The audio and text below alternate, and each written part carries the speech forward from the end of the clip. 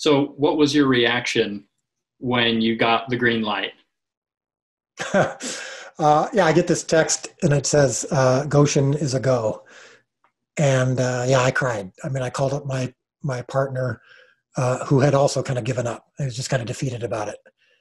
And he happens to be LDS, one of my partners in the project. And we could barely talk. It was like, man, God is so amazing, like how he works. And I told my wife, and I'm like, you were right. He took us to the edge of the Red Sea so that when the waters parted, we knew it was him.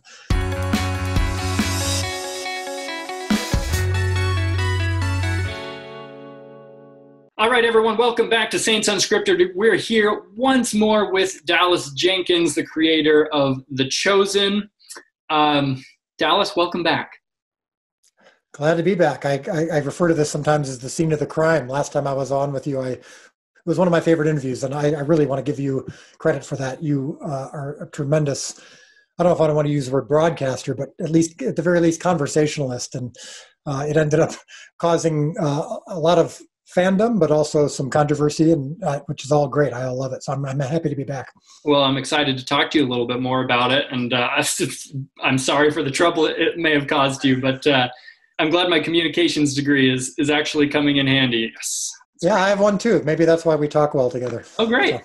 Okay, so, well, first of all, I want to let our viewers know that season 2 of The Chosen is coming out. Well, it's already out. We're, at the time of filming this, we're at episode 4, just came out a few days ago. I'm not sure how many will be out by the time this airs, but holy cow, you guys got to see it. It's free. There's an app, and it's tremendous, as I'm sure you already know, because you're probably watching this because you saw Dallas's face on the thumbnail, and you were like, oh my gosh, it's the guy from The Chosen, and I got to watch this. So yeah, definitely watch it. Also, to our viewers, I want you to know that every attempt has been made to make my mustache not look super creepy, but I don't know if those attempts have succeeded or failed. If I still look like Kip from Napoleon Dynamite, dang, so be it.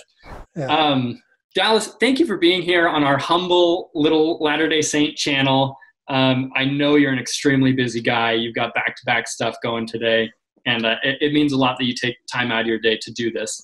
So jumping right in preparation for this interview, as I was thinking about what I wanted to talk to you about, I watched an interview that you recently did with a nice lady, and holy cow, she grilled you. She really put you on the ropes there a little bit about the Latter-day Saint faith, which I found extremely interesting because, one, you're not a Latter-day Saint, you're an evangelical, but I really wanted to start this interview off by just from the bottom of my heart thanking you for how you handled that.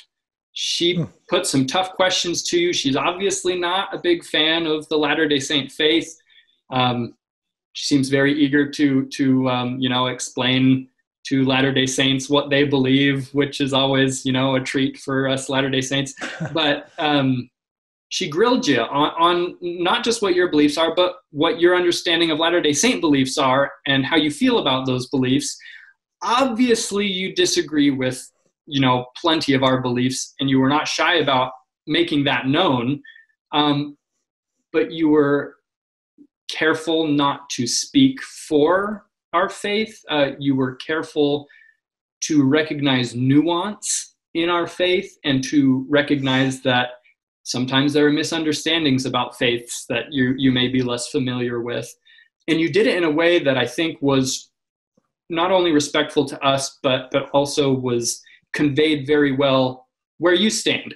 And where you stand is you disagree with us on many issues, and that's totally fine, but you had the opportunity to throw us under the bus and to, engage in some friendly banter at our expense, and you didn't. And as a faith that, frankly, is not super well liked, if I'm being totally honest and speaking in generalizations here, that means a lot. And so I wanted to thank you for that show of respect. Well, I appreciate that. I want to make very clear, Melissa who did the interview with me, she's great. She's become a friend, I think, through that process. The interview, I think, was fair. She's tough, obviously. I wouldn't have it any other way. I don't think you become a successful commentator like she has become without being tough, but also fair. So I really enjoyed the conversation. And I think it's also very important to make clear that, like, I've had a few Latter-day Saints tell me, thank you so much, like you just said, for for that. I didn't really do it. I hope this comes out right. I didn't do it to be an apologist for the LDS faith, or to even be a defender of the LDS faith. It really is, for me, about the fact that I disagree with several tenets, including some big ones within the LDS faith. But I don't believe that my LDS friends, or my Catholic friends, or my Greek Orthodox friends, or my Jewish friends, or my evangelical friends, and that's the key, or myself, have the monopoly on criticizable theology, or have the monopoly on a need for the Savior. And some people have said to me, well, through this show, it's important that when you are with people of other faiths or people who have it wrong, that you evangelize. And there's concern from some people, evangelicals in particular, because I'm surrounded on this project by so many people of all different faiths. For some reason, they seem to care more about the LDS people I'm with than anyone else. I'm not quite sure why that is. But LDS, Catholic, agnostic, atheist, all stripes of the spiritual or lack thereof rainbow. And there seems to be this perception that I'm supposed to take advantage of every opportunity I have to not only share my faith and not only portray the Jesus of the Gospels, but to counteract, argue with, point out the wrong, correct, etc., of any other faiths that might have it wrong. And I just don't believe, that that's my role. I believe my role primarily is to accurately portray the authentic Jesus to 1 billion people around the world. And I'm in my own church, surrounded by, occasionally, I shouldn't say surrounded by, but I know people who also have things in their faith or in their relationship with God that could use some education, could use some buttoning up, could use some improving, some clarity, some maturity. And I consider that to be true of myself. So to me, I loved the interview. I love Melissa. I think it's great. I think she had the opportunity to share what she passionately believes about the LDS faith. So I don't think anyone can come away from that video confused about where she stands on it. I don't think people know exactly where I stand on all of it. And I think that's okay, because again, on a public forum, I don't believe it's my job, nor do I believe it's really right for me to speak authoritatively or intelligently about the nuances of the LDS faith. I'm not LDS. I have to say, your website doesn't do you any favors necessarily, because it includes so many things that every now and then I'll go to an LDS friend of mine and I'll say, so why does it say this? And what do you believe about this? And they'll go, yeah, that's from X person who, that's not canon. That's one person's belief, and it's not necessarily everyone's belief or whatever it is. And so, but that's more of a marketing thing than anything. I don't get into that, but I'll just say, yeah, it's been quite a ride, and it all came out of my conversation with you. I said that you that many LDS folks and I love the same Jesus. I still believe that. It's gotten me in a lot of trouble, but I still believe that, and I have a bit of a superpower in that I don't really care if something that I say that I passionately believe is criticized.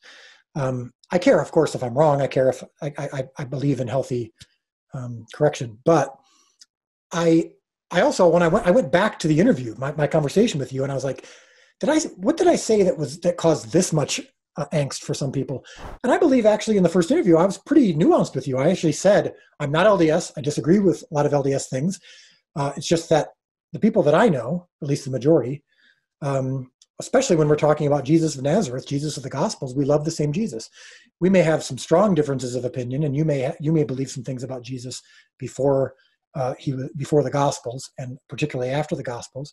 But I believe that I have come to know deeply some LDS folks that I would die for, that I would crawl on glass with, that I have crawled on glass with for this project and who share my belief to make the authentic Jesus known to the world.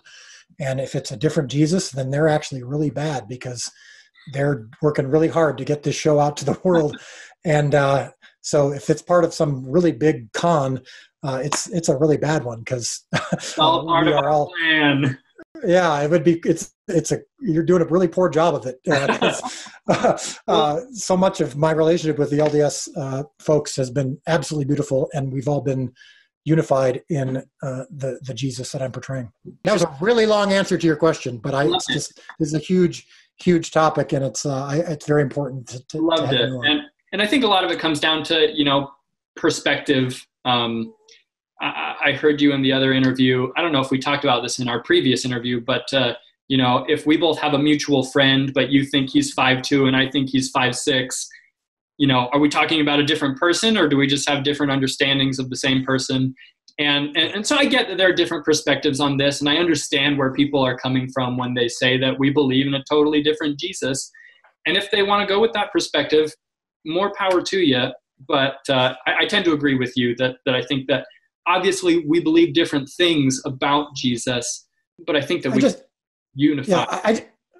I'm sorry, I didn't mean to cut you off, but I personally think, I gotta be careful when I say this, but I personally think that the phrase "we believe in a different Jesus" is just intellectually simple.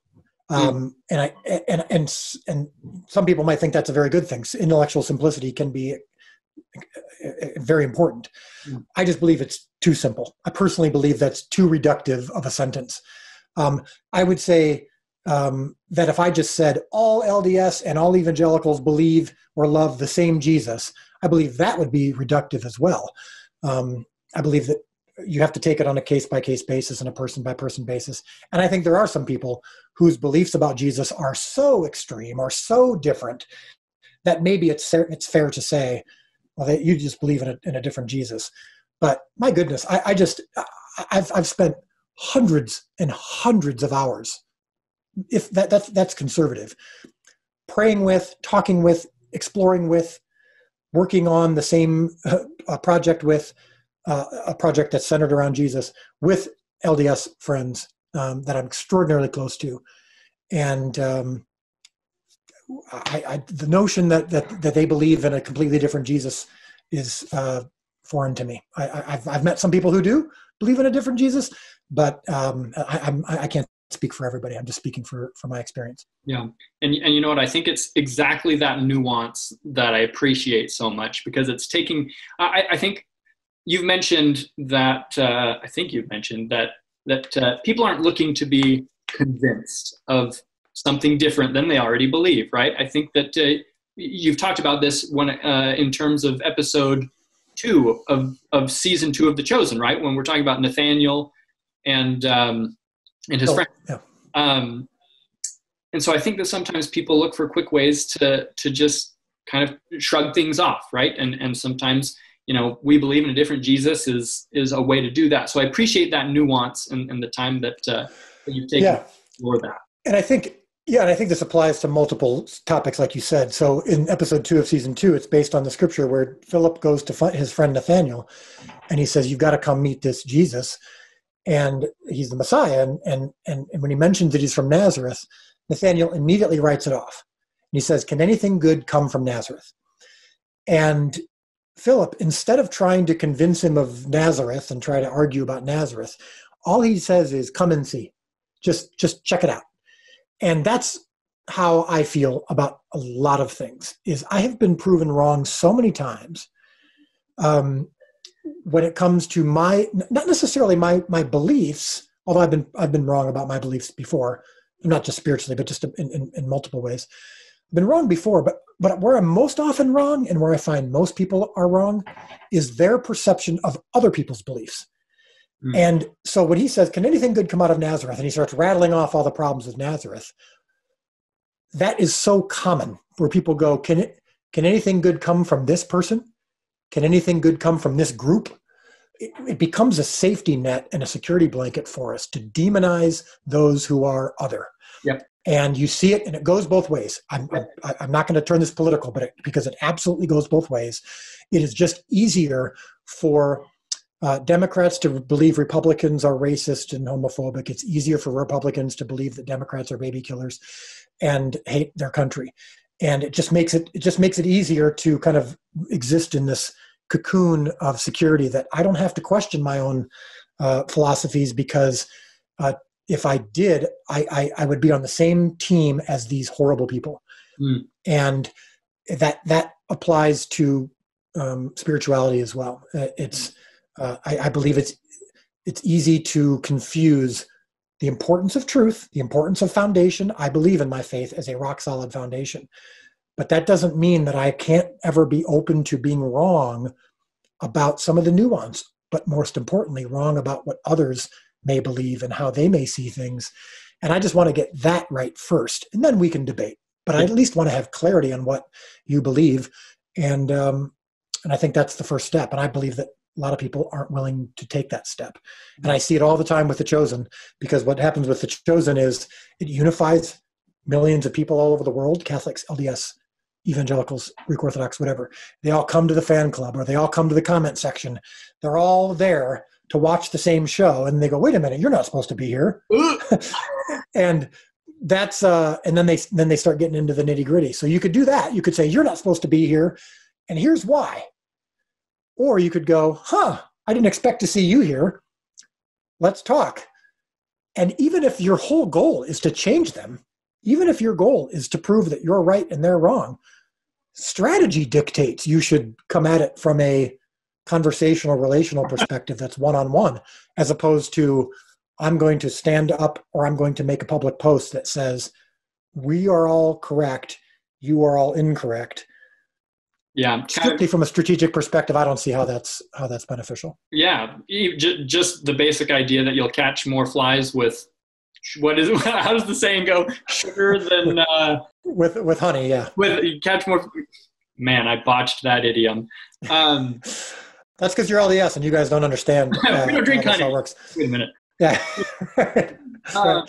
Yeah, but no, it's honey. You're going to catch more flies with honey than vinegar, and that's true. But I think the biggest thing is, I just want to be a man who, when I die, spent more time showing Jesus to the world, showing the authentic Jesus to the world, than trying to spend time disproving other Jesuses or misunderstandings.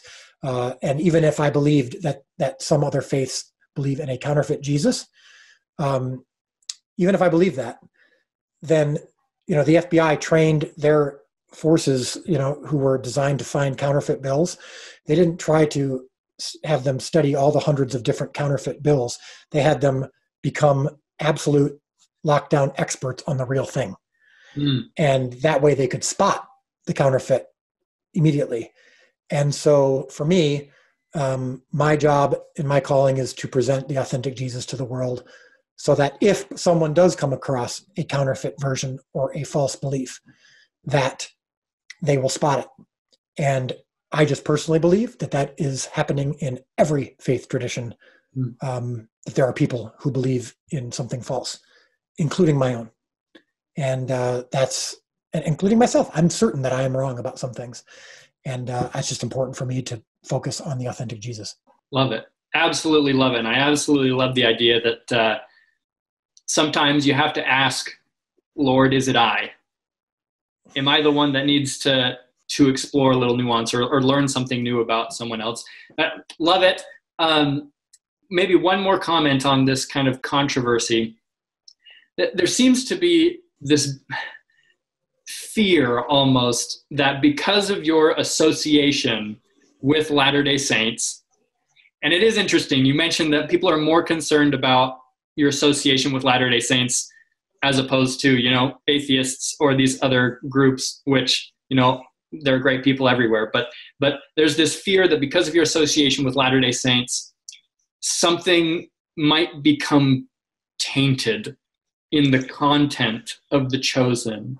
Obviously, I don't speak for all Latter-day Saints. Right. But if I had the opportunity to influence The Chosen, I don't think I'd change a dang thing. I love it. I think it's great. I think the Jesus that is portrayed is great. I don't know if that is going to bring comfort to people that are concerned about this issue, or make them even more terrified that we've, slipped things in there. But hopefully it's comforting that I don't think that Latter-day Saints have any issue with what you're doing and how you're doing it. Yeah, there's been a few, you see in the comment sections, there's been many Latter-day Saints who were concerned because we were using the set that's owned by the church in Goshen, Utah, that they were endorsing the evangelical perspective or endorsing the show per se. And I've made it very clear, the LDS Church is just as passionate about saying we're not endorsing or officially involved in this show anymore that I'm endorsing or am officially involved with the LDS Church. We are using the set. They believe that the show is a good thing. Obviously, if they didn't believe it was a good thing, if they believed it was damaging, they wouldn't let us use it. They have the opportunity to make sure that we are not doing anything that would embarrass the church or contradict the cause of Christ or contradict the character and intentions of the Gospels. But otherwise, they have no interest in trying to influence the show. I have had zero pushback on anything in the content of the show. And I work with, from the church, first of all, but also with those that I work with, who have outright said they don't want to have influence on the show, other than the fact that they want it to be a show about Jesus. I don't really honestly know. There's not a whole lot of things in the Gospels that I can think of, other than perhaps certain beliefs about when Jesus took on the sin of the world, whether it was in Gethsemane or when it was on the cross. Some of those types of things, like what Jesus meant by a couple different things. But let's just say worst case scenario, me being around LDS folks has somehow more of an impact on my creativity than being around the atheists or agnostics or Catholics or Greek Orthodox or whatever else that I'm around. And somehow I'm going to get influenced by something untoward or different than what my entire 45 years of life have brought me to. Let's just say that happens. I don't even know what that would look like. Like, is Jesus going to be in the Garden of Gethsemane going, oh my goodness, and kind of look at the camera and say, the weight of sin is all being held at this moment right now? Or is he going to be on the cross and Mary's going to be like, oh, Jesus, you're experiencing the weight of sin all at once. And he's going to be like, no, that already happened last night. I don't know what that would look like. So, we don't have those kinds of discussions. There's been no, hey, wait a second, that might turn off some LDS folks, so be careful. There's been none of that. There's been nothing but absolute freedom and absolute unity about this is the show. This is a show we love. We don't want to get in the way of it. And as long as you're not, outright clearly contradicting Scripture or embarrassing the church, then we're thrilled to let you use the set, and my partners are thrilled to be part of the show. And I don't have any plans anytime soon to contradict Scripture or to embarrass anybody, much less those who have the hospitality of hosting us at their set. Awesome. Glad to hear it. And I want to talk more about the set, because last time we talked, I think we talked a little bit off camera after our interview. You were still in search of where you were going to film season 2, and it was looking like the Goshen, Utah set might not work out. You'd mentioned, I think in your announcement video, you mentioned that there were some concerns with COVID, and I'm sure there were other pieces of red tape to traverse. But ultimately you said that no's turned into yeses. I'm curious, I don't know if you can tell me, but can you give us any insider details on how that played out and how that came to be? Yeah, I'll be cautious, and I'll probably try to avoid names just because I'm not certain how much I'm allowed to say, because I definitely want to make it very clear again before I share anything that the LDS Church does not formally endorse the show. It is not in partnership. There is no formal alignment other than that they allowed us to use the set. And I would say I don't think that those who I spoke with who are in leadership at the LDS Church would deny their excitement about the show. But as a church, a formal church, there is no formal alignment. I just want to make that clear. So we were told no. We all know President Nelson's watching it with his family on Saturday nights. Like, I would not be surprised whatsoever. But anyways, yes, there's no formal endorsement. Got it. Right. So I'll make that very clear, and I'm not going to speak for anyone, which is why I'm probably just going to avoid using names just to be safe. Sure. But we were told no. We were getting close. There was some excitement within some of the leadership of the church, and then ultimately there's a committee that makes these decisions, and they said no for multiple reasons, including COVID. And of course, we are the first non-LDS organization or people to ever use the set in 10 years. So it's much easier to just kind of continue that than not. But I also know that there were some within the church who said, no, this was intended to be used not just for ourselves, not just for our own projects, but when there is a project that we believe in that could be benefited by this set that we believe could benefit the world, let's use it. That said, we were told no. And the no was given like right at the beginning of July. And July is the month when all of the leadership, at least the top leadership, again, I'm going to probably use wrong terms, but the quorum of the 12 and the first presidency, those are the terms that I think I've learned. They're gone for a month. I mean, they are off the grid. And for a decision of this level of import, they need to make that decision. And so we were told no. And then it was like, well, we don't have time to wait until they get back to ask. So I had moved on. I had resigned myself to it.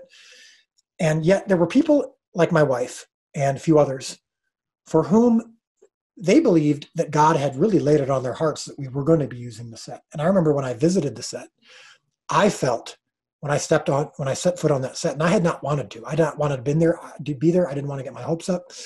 I set foot on that set, and I felt the presence of God, and I felt like this is right. And I felt, and I'm always very hesitant to share these kinds of things, but I really felt like God was laying it on my heart, like lives are going to be impacted because of what you do here. And this is going to be used for a purpose that's going to impact the world. And I didn't know, you never know or at least when you believe you're hearing from the Lord, if it's you or it's your brain or if it's, what you ate that morning or if it's God. But I just really felt strongly. And as we were told no, I was like, wow, okay, I guess I was wrong. That wouldn't be the first time. And yet my wife and a few others were like, nah. My wife specifically said, I just think God is taking you to the edge of the Red Sea so that when the waters part, you'll know it was him. And I just thought, well, that's a nice platitude. We'll see. But it was a no. And I didn't know what else we could do. And I remember I went to the farm where I shot the original pilot episode, The Shepherd. That's kind of where I go about once a year it's kind of where I really get alone with God. And I was at my end. I'm like, we don't have a place to shoot. And I don't know. I just don't know what to do. And I quoted some song lyrics that were very powerful. But at that time, like literally when I was recording that video, some of my partners in the project also kind of felt compelled by God to just get on their knees and pray. And there was a gentleman who is not a leader in the church, but who's very involved in the LDS church, who was woken up at like 5 a.m. and just felt like God was like a sledgehammer saying, call this elder who's in the 12 and tell him, like, talk to him about the chosen.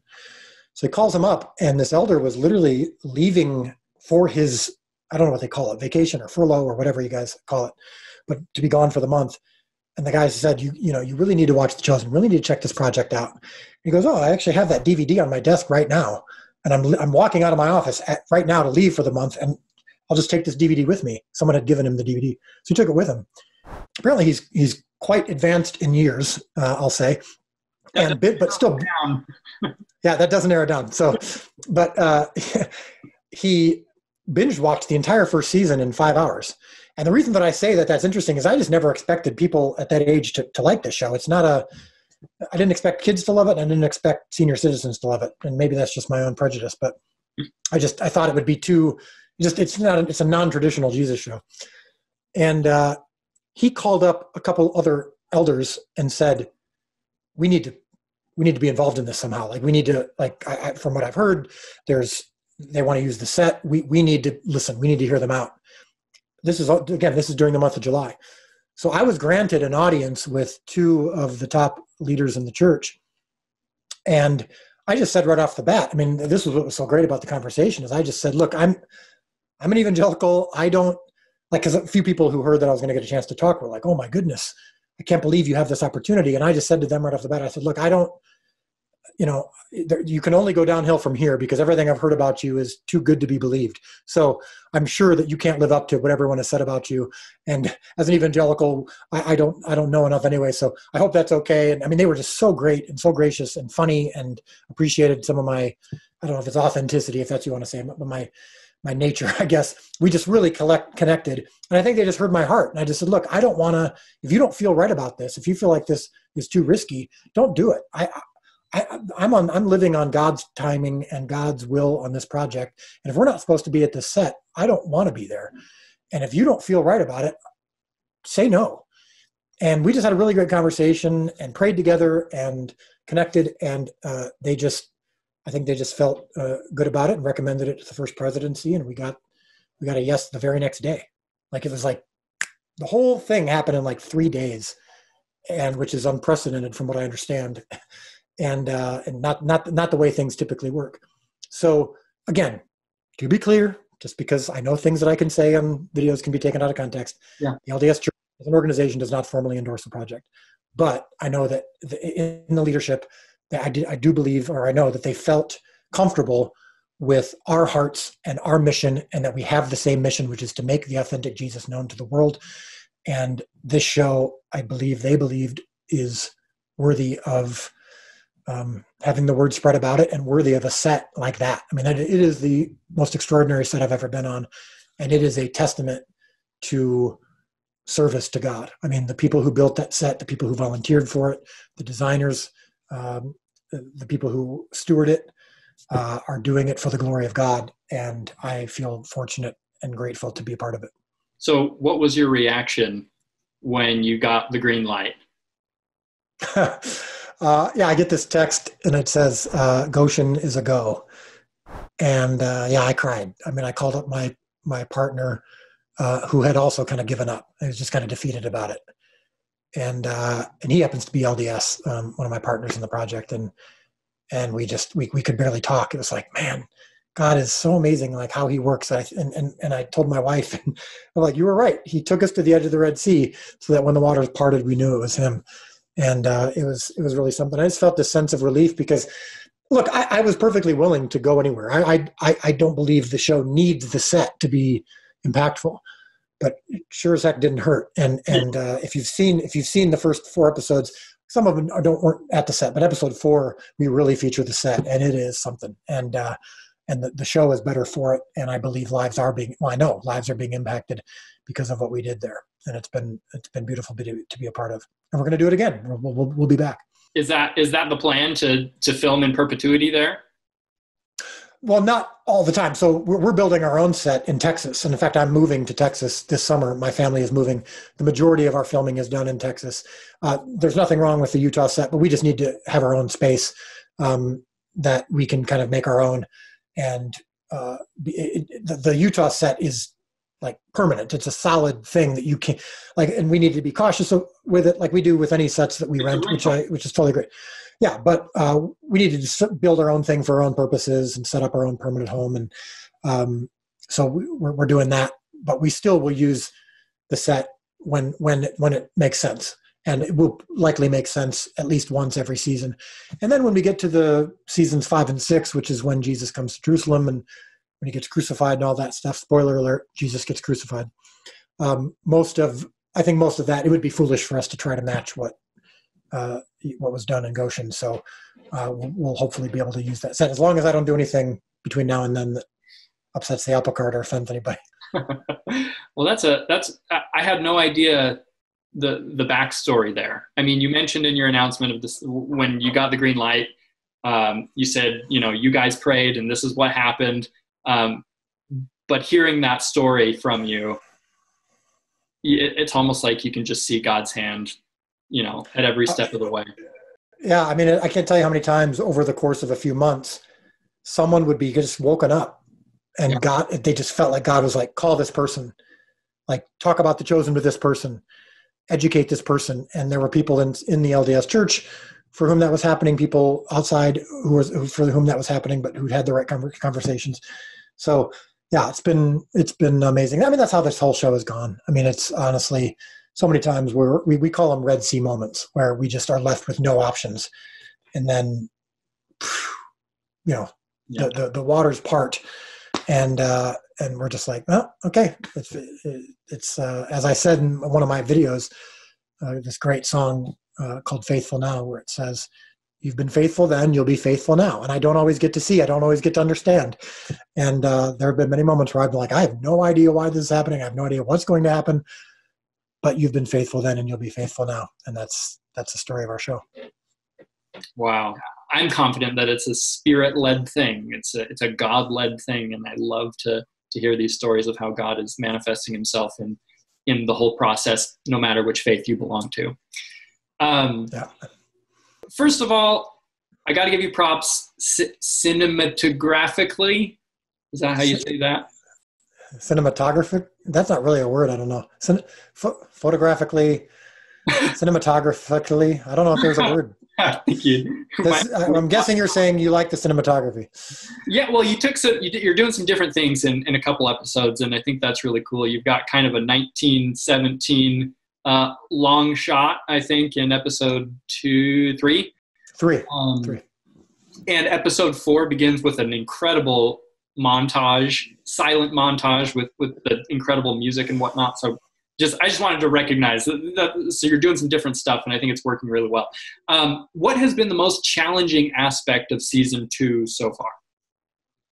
Yeah, everything. Like when I look at episode 4, for example, episode 4 is the most challenging thing I've ever done in my career. There's so many puzzle pieces that had to be put together. So you just use, for example, the first 10 minutes, which were a montage of single shots, very little editing, very little camera, very few camera angles. We're trying to tell the story of essentially 30 plus years of a relationship between two brothers. And we were inspired by the movie Up. There's no question about that. We don't deny that. That was a big inspiration for how they did it, that brilliant montage at the beginning of the movie Up. So we were trying to capture that a little bit. But until you see it together, and then you look at the end of episode 4, which I won't give anything away, but the end of episode 4 is extraordinarily complex. And there's slow motion, there's regular speed, there's silence, there's loudness. I mean, it is a massive, massive puzzle.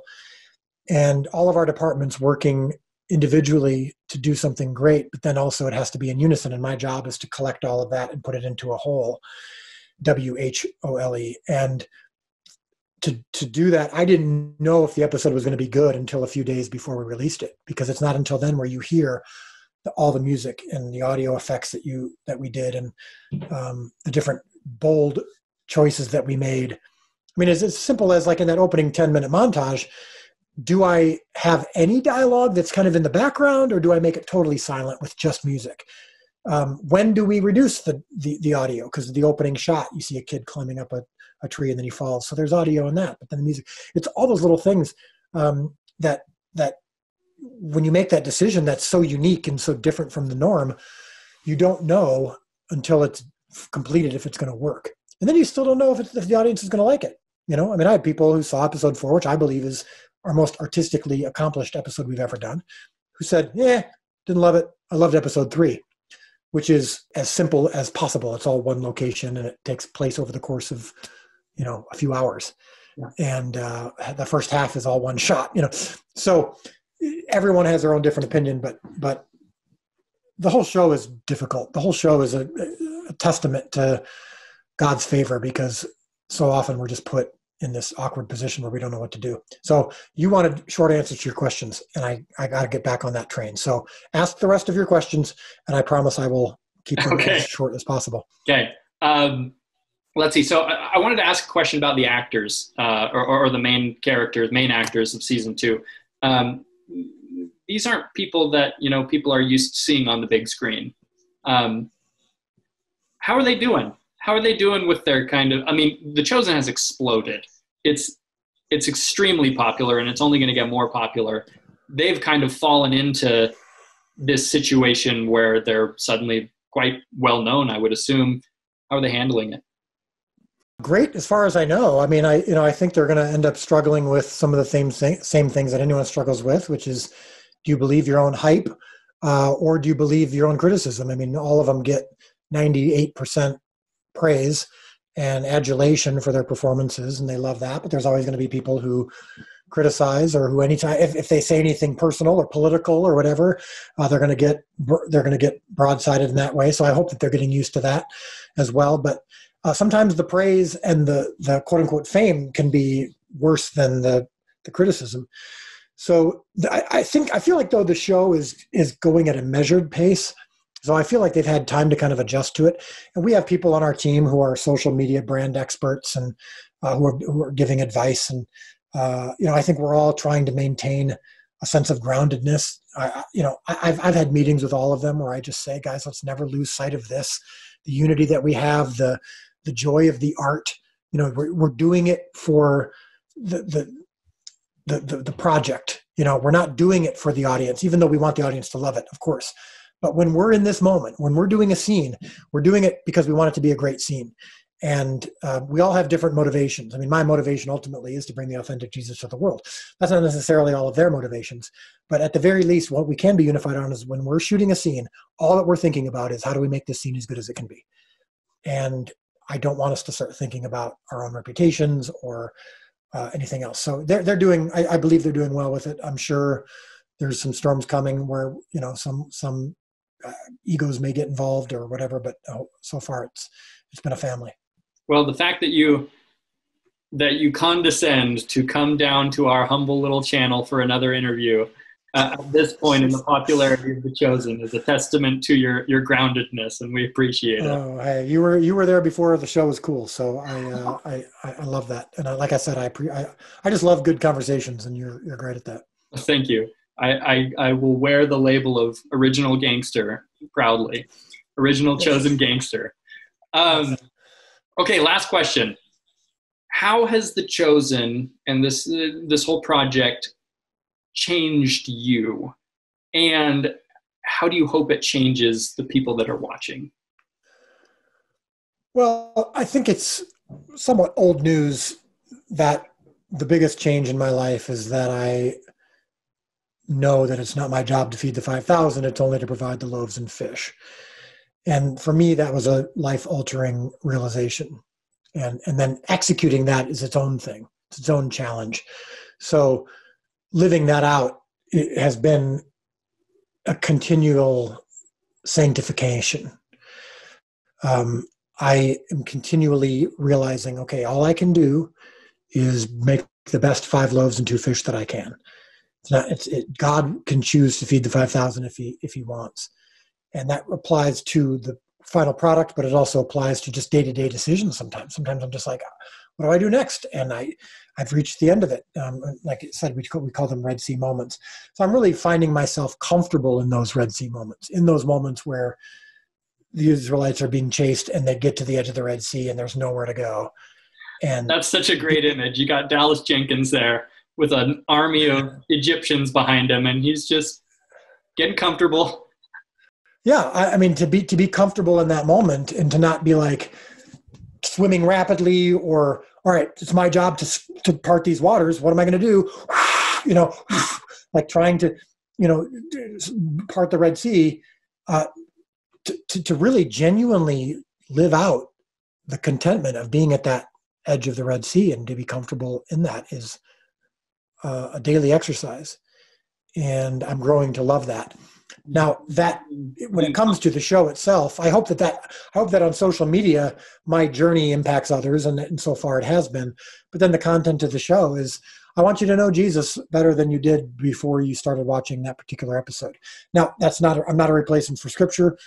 Jonathan Rumi is not Jesus, but if there's some insight that we can give, if there's some nugget of truth that maybe you've known but haven't seen in that way, or maybe by seeing it through this perspective, it just makes it more real and more connective. That's what I want to do. Awesome. Dallas Jenkins, thank you for being here. Do you have any final thoughts? I don't, man. This is your home turf. If you're good, I'm good. As always, I hope people know where to find the show. It's free and it's easy and it's on the app. And by the time you watch this, we're getting close to actually having the app on certain streaming devices, meaning as of right now, you connect it from your phone to your Roku or to your Fire Stick. We are not long from having it actually already on the Roku and the Fire Stick to where you don't have to go through your phone. So, but just bear with us. And I know technological advancements are always tough, but keep going at it. Awesome. Dallas, thank you so much for being here. Everybody watching, go watch The Chosen. It's free. You got nothing to lose. If you hate it, then you don't have to watch it, but you're not going to lose anything. It's fantastic. Dallas, I'm sorry for getting you in trouble with our last interview. Sorry, not sorry. But I know you didn't make me say anything, so you're good. I love our conversations. I'm happy you came back. Hopefully we can talk again sometime if you don't get too busy. But everyone, go check out The Chosen. Make sure to subscribe to our channel. Go subscribe to The Chosen's channel as well. Check them out on Facebook. There's a YouTube channel as well, right, where you do live streams and whatnot. Absolutely. Yeah. The level of interaction you have on the ground level with fans is just still so shocking and humbling. And I'm so you're one of my role models. I appreciate you so much. Oh, wow. Thank you. Appreciate that. Great being on your channel again. Thank you so much, Dallas. We'll talk to you later. Bye-bye.